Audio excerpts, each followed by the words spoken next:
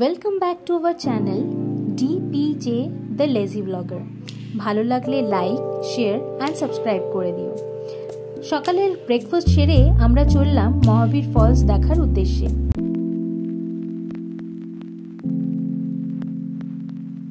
সবে আমরা ট্রেক করেছি, ট্রেক করে এখন অনেকটাই দূর যেতে হবে। শুধু একটাই ভয় আছে জোকের, তার জন্য নুন, স্যানিটাইজার আর কি নিতে হবে জানি না।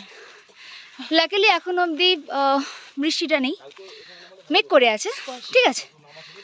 তো আস্তে আস্তে টুকটুক করে আমরা এগোচ্ছি আর তোমাদেরকেও আমাদের রাস্তার ভিউ দেখাচ্ছি। তো এই হচ্ছে আমাদের রাস্তা, নিঝুম প্রাকৃতিক পরিবেশের মধ্যে দিয়ে আমরা এখন টুকটুক করে হেঁটে যাচ্ছি ঝর্ণার দিকটা। কি গো, স্ট্রবেরি? এটা কি জানি না, বাট আর এই হচ্ছে আমাদের গাইড, আমাদের নিয়ে যাচ্ছে। লাঠি কাটার ব্যবস্থা চলছে আমাদের ট্রেকিং এর সুবিধার জন্য।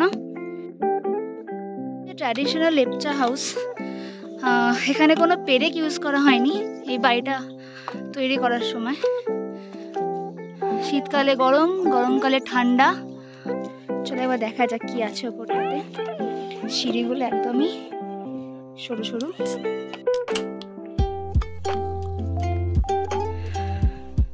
প্রকৃতির যত রং ঢেলে দিয়েছে এখানে। সামনেটা যদি পরিষ্কার থাকতো তাহলে অপূর্ব দৃশ্য আমরা দেখতে পেতাম। অসম্ভব সুন্দর। দেখো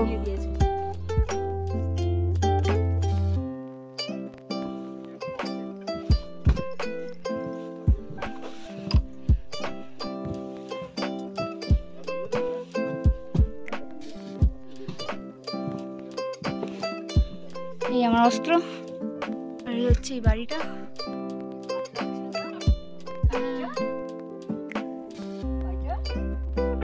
এখানে বাসুর সাথে সাথে রাজীবদা এবং মনোজদা এই গ্রামটির নানান অজানা তথ্য আমাদের কাছে তুলে ধরেছিলেন। এই গ্রামের মধ্যে রয়েছে একটি বৌদ্ধিস্ট মনেস্ট্রি, আর এখানে গ্রামের প্রতিটি মানুষ আসেন প্রার্থনা করতে। এই যে লাল রঙের টিনের ঘরটি দেখছেন ডান দিকে, এটিই সেই বৌদ্ধ মন্দির।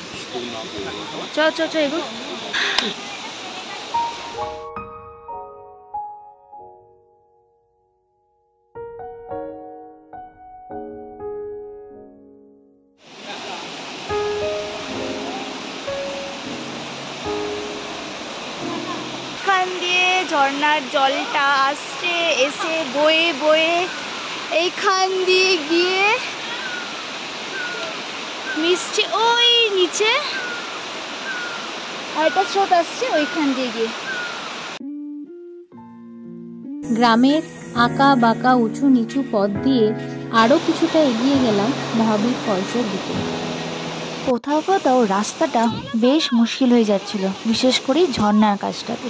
কিন্তু বলতেই হয়, আমাদের সাথে যারা ছিলেন তারা খুব সুন্দরভাবে আমাদের গাইড করে নিয়ে গেছেন।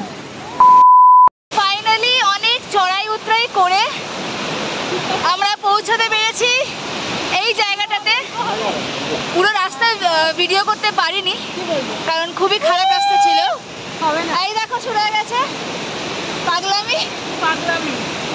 I love মজুয়া।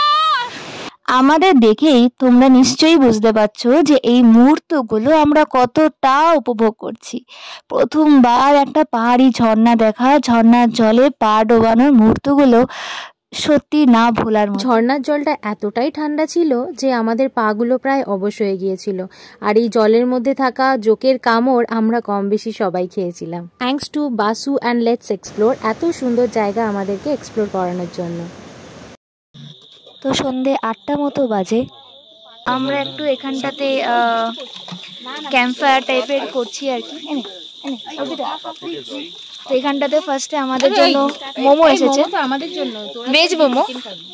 আর তো তুই একা মোমো শেষ করতে পারবি তো?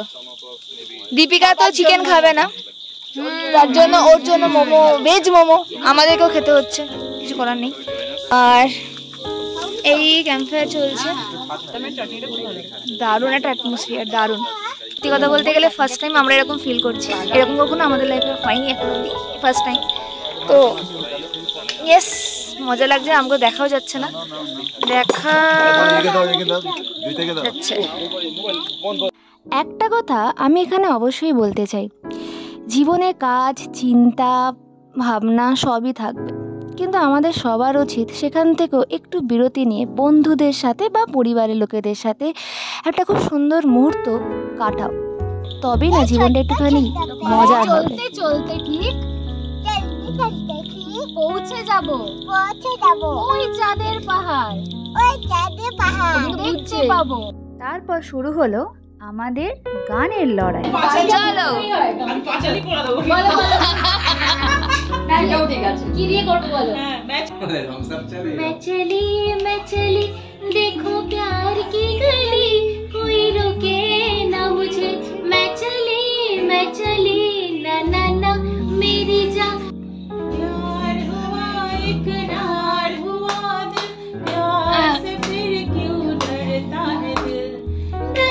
है दिल, रास्ता मुश्किल मालूम नहीं है कहाँ मंजिल, ये दिल दीवाना दीवाना है ये दिल। শুনেছিস তো গানটা? অন্যের সময় পাচ্ছি গান, এই দিওয়ানা আমিও এই পাস করে দে। दीवाना मैं हूँ दीवाना तेरा मौसम, मैं हूँ दीवाना तेरा मौसम। আনন্দ মজায় আমাদের মাজুয়ার দ্বিতীয় দিনও খুব সুন্দর কেটে গেল। তোমরাও যদি এইখানে আসতে চাও অবশ্যই যোগাযোগ করো লেস এক্সপ্লোরের সাথে, কারণ ওরা খুব খুব ভালো সার্ভিস দিয়েছে আমাদের।